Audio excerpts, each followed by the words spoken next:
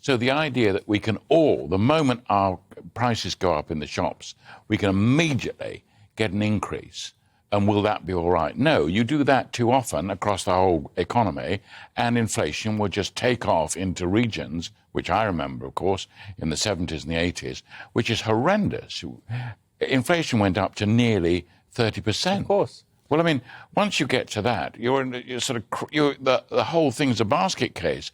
People then, the tension rises. The idea of, oh, you've sorted it because you've given people what they want. No, you can't do that. So it's a very difficult period, and we don't have a proper government. So without a proper government, we've got these issues coming through. The unions, of course, are going to say we must fight. But it's not going to end happily, is it? Either way, it's not going to end happily. Ashley James, I mean, you shock me. You're on the side of Sam Tarry and Mick Lynch here. Absolutely, and I think Labour should be as well.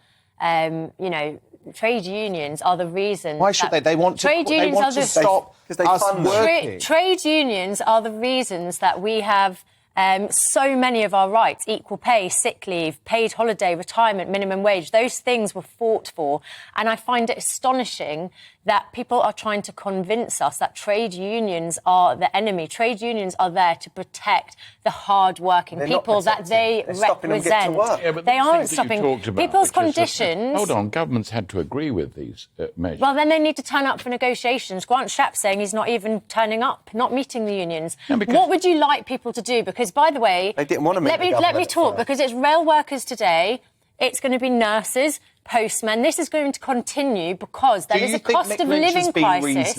I think Mick Lynch speaks so much sense, and also, do you think he's someone who realistically wants to negotiate? I think he is a very he is there to protect. I don't think he is there to protect his low-paid workers, and I'm sick of hearing that it's low-paid workers asking for a pay rise that, by the way, is still below inflation. And it's not just about pay, it's also about conditions but actually, of work. All of us in the private sector are going to have to deal with pay rises that are below inflation, or actually no pay rises. But then I wish the private sector had trade unions as well. Just because people in the private sector have it tough doesn't mean that it's...